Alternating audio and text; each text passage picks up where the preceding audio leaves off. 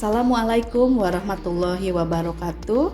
Salam sejahtera untuk kita semua. Perkenalkan, nama saya Wina Mustika Ati sebagai salah satu dosen program studi pendidikan guru sekolah dasar di Universitas Pendidikan Indonesia Kampus di Purwakarta. Pada kesempatan kali ini saya akan memaparkan salah satu mata kuliah yang saya ampu, yaitu mata kuliah Psikologi Pendidikan dan Bimbingan. Video ini disusun untuk memenuhi salah satu persyaratan mengikuti sertifikasi dosen gelombang 1 pada tahun 2026.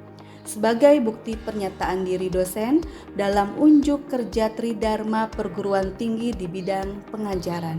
Berikut ini merupakan deskripsi dari mata kuliah Psikologi Pendidikan dan Bimbingan.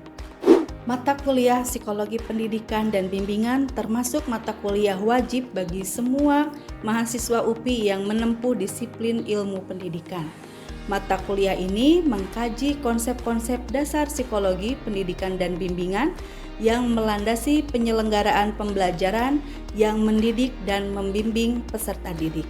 Mata kuliah ini disampaikan dan diikuti oleh mahasiswa pada semester 2 dengan bobot 2 SKS.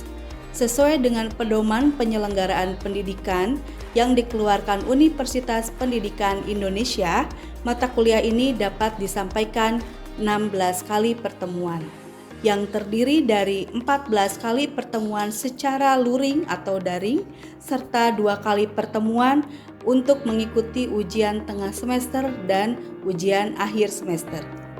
Pembelajaran pada mata kuliah ini diturunkan dari capaian lulusan program studi pendidikan guru sekolah dasar.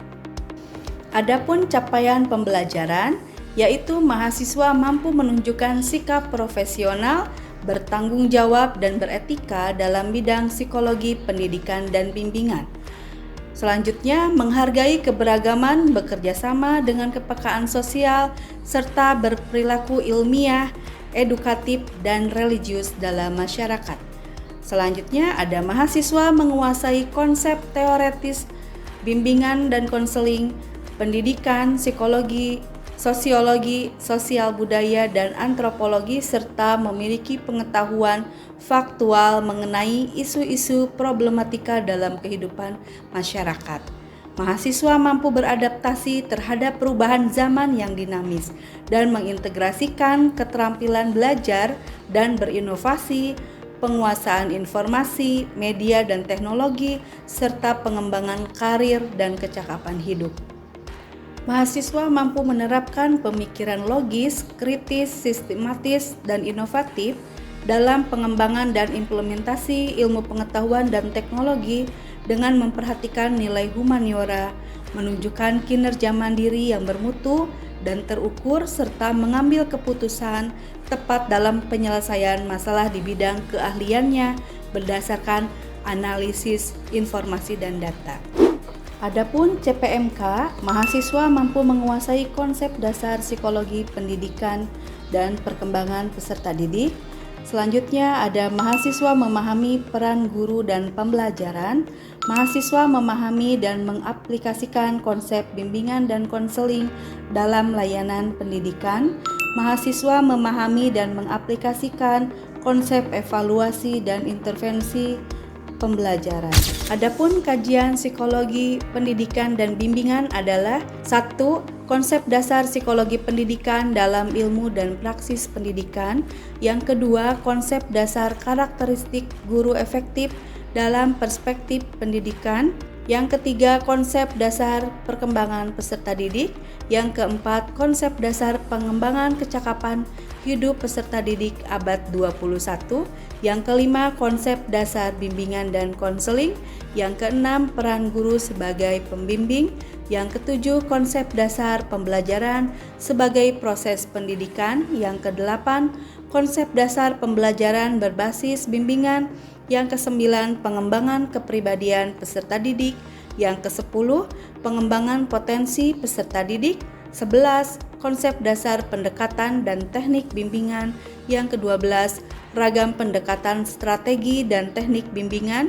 13 konsep dasar evaluasi pembelajaran, serta yang terakhir diagnostik kesulitan belajar dan remedial teaching. Agar capaian pembelajaran yang telah diuraikan sebelumnya dapat tercapai, maka aspek pendekatan pembelajaran yang digunakan meliputi laporan penelitian atau makalah yang mengkaji konsep dasar psikologi pendidikan, menghubungkannya dengan praktik pendidikan dan menganalisis perkembangan peserta didik dalam berbagai aspek kognitif, sosial, emosional, dan fisik, atau analisis praktik diagnostik kesulitan belajar dan remedial teaching pada jenjang pendidikan tertentu. Dalam pembelajaran psikologi pendidikan dan bimbingan, lebih didominasi pertemuan tatap muka karena banyak melibatkan aktivitas secara langsung, namun mengoptimalkan kegiatan perkuliahan. Sebelum perkuliahan, mahasiswa diberikan bahan bacaan atau video untuk disimak agar lebih siap untuk berdiskusi tentang topik perkuliahan. Penggunaan spot memudahkan pengumpulan tugas dan monitoring portofolio mahasiswa. Metode yang digunakan adalah team-based project, kegiatan pembelajaran yang memberikan tantangan bagi peserta didik yang terkait dengan kehidupan sehari-hari untuk dipecahkan secara berkelompok. Perkuliahan seringkali dimulai dengan pertanyaan pemantik yang berkaitan dengan topik yang akan didiskusikan, ceramah, diskusi, kerja kelompok, presentasi, membahas fenomena atau studi kasus di lingkungan masyarakat.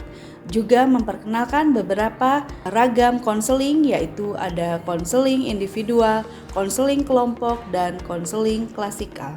Pembelajaran ini mencakup pendekatan holistik yang mengintegrasikan pengetahuan, sikap, dan keterampilan, pemahaman, konseptual, dan faktual, analisis kritis dan reflektif. Pembelajaran juga praktik konseling secara langsung. Diskusi kelompok dan pembelajaran kolaboratif digunakan untuk menghargai keanekaragaman, pandangan, dan pengembangan kemampuan bekerja sama. Untuk mengevaluasi kualitas pembelajaran CPMK, maka berbagai asesmen formatif maupun sumatif dilakukan. Asesmen yang dilaksanakan mengacu pada pedoman penyelenggaraan pendidikan yang berlaku di Universitas Pendidikan Indonesia dan telah dirancang dan disampaikan pada mahasiswa di awal perkuliahan. Proporsi penilaian akhir mahasiswa mencakup kegiatan partisipatif selama perkuliahan sebanyak 30%, proyek 20%, tugas 10%, UTS 15%, dan UAS 25%. Seluruh nilai tersebut ditabulasi dan kemudian diinput pada sistem nilai online yang disediakan oleh Universitas Pendidikan Indonesia. Mahasiswa dapat melihat nilai tersebut pada sistem dan berhak mengajukan perbaikan pada waktu yang ditentukan. Selanjutnya akan ditampilkan salah satu pertemuan pada mata kuliah Psikologi Pendidikan dan Bimbingan, khususnya pada topik konsep dasar pendekatan dan teknik bimbingan. Selamat menyaksikan. Bismillahirrahmanirrahim. Assalamualaikum warahmatullahi wabarakatuh. Waalaikumsalam warahmatullahi wabarakatuh. Alhamdulillahirabbil alamin. Selamat siang. Ya, alhamdulillah ya. Siang hari ini kita dapat berkumpul kembali pada mata kuliah Psikologi Pendidikan dan Bimbingan. Ya, sekarang bertemu lagi bersama Ibu Wina ya. Untuk materi hari ini adalah konsep dasar pendekatan dan teknik bimbingan di sekolah dasar ya. Sebelum kita ke pematerian, Ibu mau absen dulu. Oke, Alia hadir. Citra Husnulia hadir. Deren Ardiansa Lili hadir. Muhammad Ridho hadir ya. Alhamdulillah semuanya hadir ya. Ya.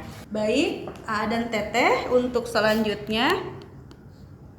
Sebelum perkuliahan dimulai, di sini ada tujuan pembelajaran. Jadi setelah menyelesaikan materi ini, mahasiswa diharapkan mampu yang pertama mengetahui dan memahami konsep dasar bimbingan di sekolah dasar, serta peran guru kelas sebagai pembimbing utama. Yang kedua, mengetahui, memahami pendekatan bimbingan yang tepat sesuai dengan tahap perkembangan dan masalah yang dihadapi siswa sekolah dasar. Yang ketiga, mengetahui dan memahami ada 4 komponen program bimbingan, ya.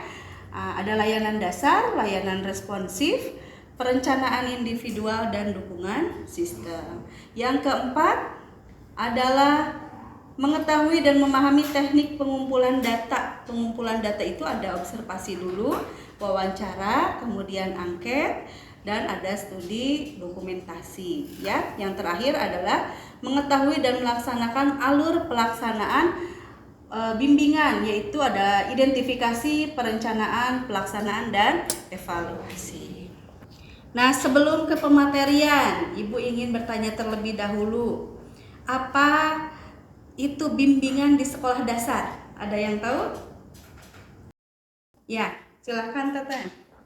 Bimbingan sendiri adalah bantuan dari seorang guru untuk memberikan solusi kepada siswanya yang kiranya memiliki masalah tersebut. Oke, bagus ya. Jadi bimbingan itu adalah proses bantuan yang diberikan oleh guru atau pembimbing kepada siswa agar mereka dapat memahami dirinya sendiri, ya. Jadi selain memahami orang lain juga harus paham akan dirinya sendiri, lingkungannya, dan mengoptimalkan potensi yang dimiliki, ya. Kemudian ada juga urgensi.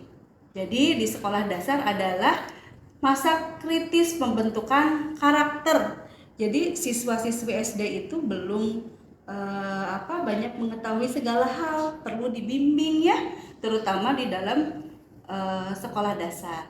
Emosional dan sosial yang dapat mengganggu proses dalam tahap pembelajaran. Nah, di sini ada prinsip bimbingan di sekolah dasar. Yang pertama ada bimbingan untuk semua siswa. Jadi nanti ketika AA dan Teteh menjadi seorang guru, nah, membimbing itu jangan pilih kasih, gitu ya, tapi harus membimbing itu untuk semua siswanya. Mau siswa itu yang pintar atau yang biasa-biasa aja, ya, harus tetap kita bimbing. Yang kedua, fokus pada perkembangan. Jadi ketika menjadi seorang guru itu harus menekankan pada pencegahan dan fasilitas tugas-tugas perkembangan anak siswa, ya, bukan hanya di usia dini tetapi di sekolah dasar juga. Yang selanjutnya ada proses terintegrasi, yaitu bimbingan menyatu dengan seluruh proses pembelajaran dan kurikulum sekolah. Kemudian ada menghargai keunikan. Jadi siswa-siswi di sekolah dasar itu tentunya tidak semuanya sama karakternya, ya, unik-unik. Ada yang seperti apa karakter anak SD? Ada yang ceria, ada yang pemarah, pemalu, happy, ya. Jadi unik. Kalau ibu bilang sih kayak krayon anak-anak sekolah dasar, ya, warna-warni. Kalau semuanya warnanya merah, seru nggak? Nggak rame, kitanya juga tidak ada tantangan, ya. Nah, kemudian di sini ada 4 pendekatan utama. Jadi ketika kita menjadi seorang guru itu ada 4 pendekatan utama yang harus kalian pahami. Yang pertama ada pendekatan krisis. Yang kedua ada pendekatan remedial. Yang ketiga preventif. Yang keempat perkembangan. Nah, ada 4, ya.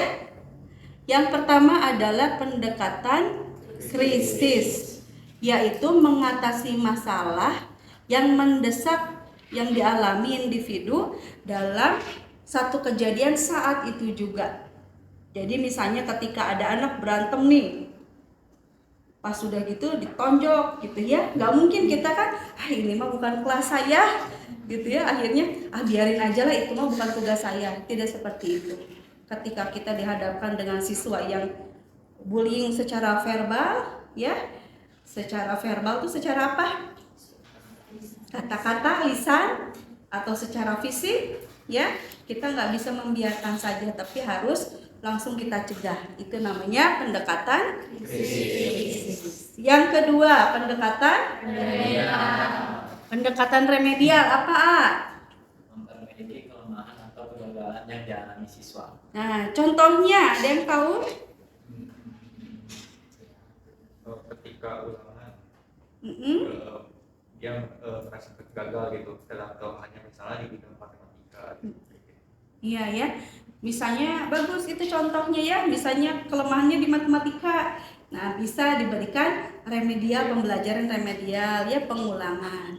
Atau misalnya ketika kegagalan itu bukan hanya di soal saja ya, misalnya rasa percaya dirinya yang kurang, tapi oleh kita terus diberi pemahaman, diberikan rasa percaya diri, reward, akhirnya dia bisa lebih percaya ya. Yang kedua ada pendekatan preventif, yaitu mencegah timbulnya masalah di masa yang akan datang.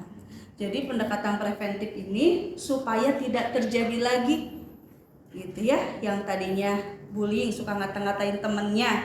Nah itu supaya tidak terjadi lagi, setelah kita konseling diadakan adalah preventif ya, supaya tidak terjadi lagi bullying. Yang keempat ada perkembangan, yaitu memfasilitasi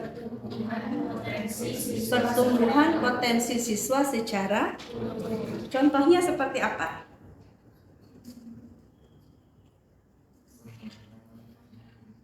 Apa? Contohnya itu bisa memberikan kegiatan-kegiatan di sekolah yang memang bisa menunjukkan potensi dari setiap siswa tersebut. Ya, betul ya. Jadi kita melihat siswa itu bukan hanya dari segi masalah saja. Jadi setiap anak itu pasti memiliki potensi yang dia miliki.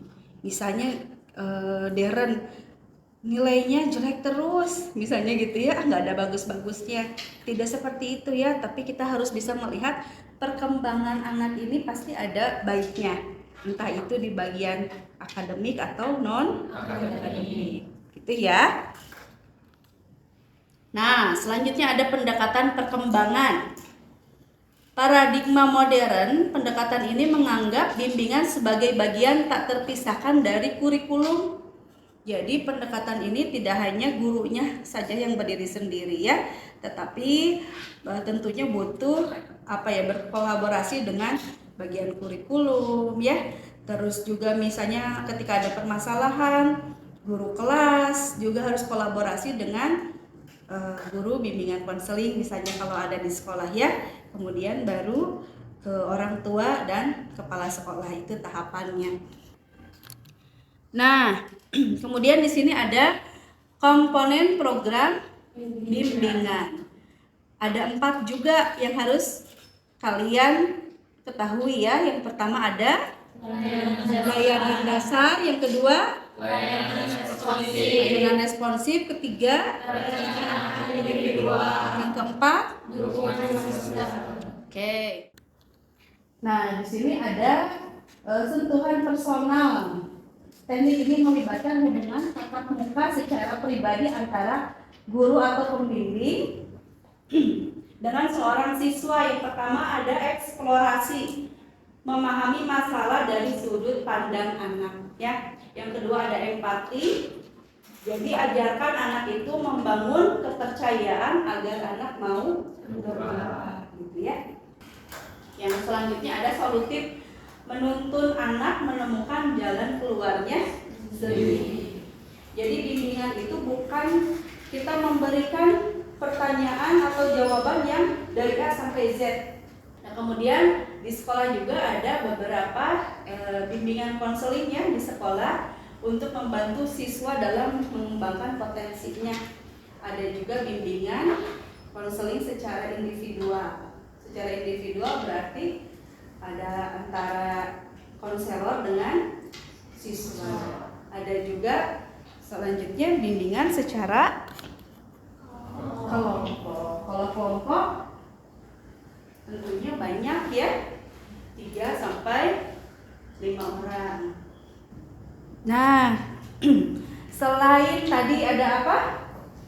Konseling individual, ada konseling kelompok, ada juga kolaborasi home visit. Jadi sebulan sekali kalian bisa melaksanakan atau melakukan kolaborasi home visit ya. Jadi home visit itu bukan hanya ketika anak itu sedang mengalami permasalahan, tapi tujuan home visit yang pertama memahami latar belakang keluarga siswa ya. Ketika kita main ke rumahnya, ini ada ibu guru dengan anaknya ya, dengan siswanya. Ketika guru itu main ke rumahnya, jadi tahu latar belakang siswa itu tinggalnya dengan siapa, apakah masih ada orang tuanya atau selama ini tinggal sama neneknya gitu ya. Yang kedua, membangun kerjasama dengan orang tua. Nah, teknik pengumpulan data yaitu teman-teman semuanya di sini bisa melakukan yang pertama observasi ya. Observasi itu mengamati perilaku nyata siswa di kelas atau di lapangan, diobservasi, dilihat ya. Dara misalnya anaknya seperti apa, Lili, Muhammad misalnya ya. Nah, ada alur pelaksanaan bimbingan yaitu identifikasi, mengenali kebutuhan dan potensi siswa melalui asesmen. Yang kedua, perencanaan, menyusun strategi dan rencana layanan atau disebut kalau di konseling itu ada RPL. Ada pelaksanaan ya, dan evaluasi yang terakhir.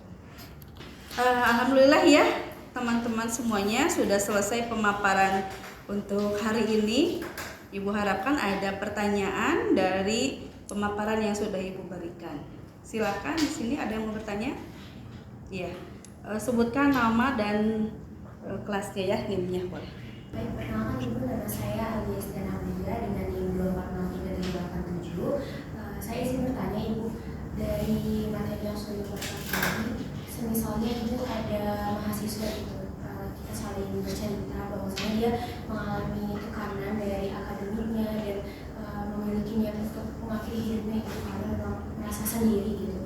Kalau dari sisi bimbingan sosial itu, layanan atau program seperti apa yang bisa diberikan untuk bisa jadikan seperti solusi ya? Oke, baik, terima kasih Teh Aulia ya, pertanyaannya sangat bagus sekali. Nah, di sini ada 4 komponen program bimbingan ya, ada 4 layanan. Nah, yang pertama ada layanan tadi dasar ya. Nah, yang tadi Teh Aulia tanyakan itu lebih tepatnya ketika ada mahasiswa yang sudah apa tadi? Sudah putus asa ya, sudah putus asa dengan studinya, dengan nilainya atau dengan kehidupan pribadinya dan bahkan ingin bunuh diri. Layanan yang harus kita berikan adalah layanan responsif ya. Jadi layanan responsif itu bantuannya harus segera saat itu juga. Jadi tidak bisa dibesokkan gitu. Itu disebutnya layanan responsif. Terjawab? Oke, terima kasih Teh Aulia. Nah, dan Teteh di sini ada video pembelajaran ya, video tentang stop bullying. Nah, Teteh nanti ketika sudah menonton dari video tersebut, silahkan mengklasifikasikan itu ke dalam golongan layanan apa ya. Ya, selamat menonton.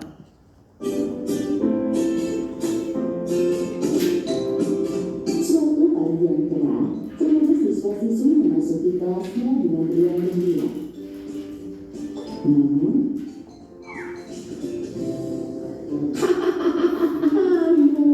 kakiku sakit. Baik, dan Teteh, tadi kita sudah menonton video tentang video stop bullying. Untuk itu sekarang kita bagi pada 3 kelompok ya, untuk memaparkan tentang video dikaitkan terhadap ada beberapa layanan ya. Yang pertama adalah layanan dasar, yang kedua layanan responsif, ketiga dukungan sistem. Oke, nanti setelah itu dipaparkan oleh gantian ya tiap kelompoknya.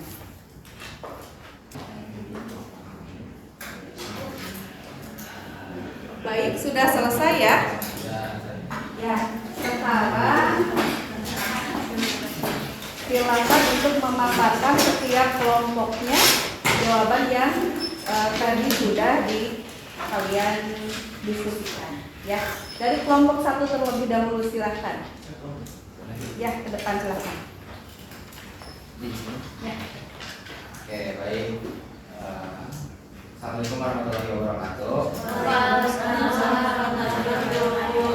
Kami dari kelompok 1 ingin memaparkan hasil diskusi kami mengenai video stop bullying.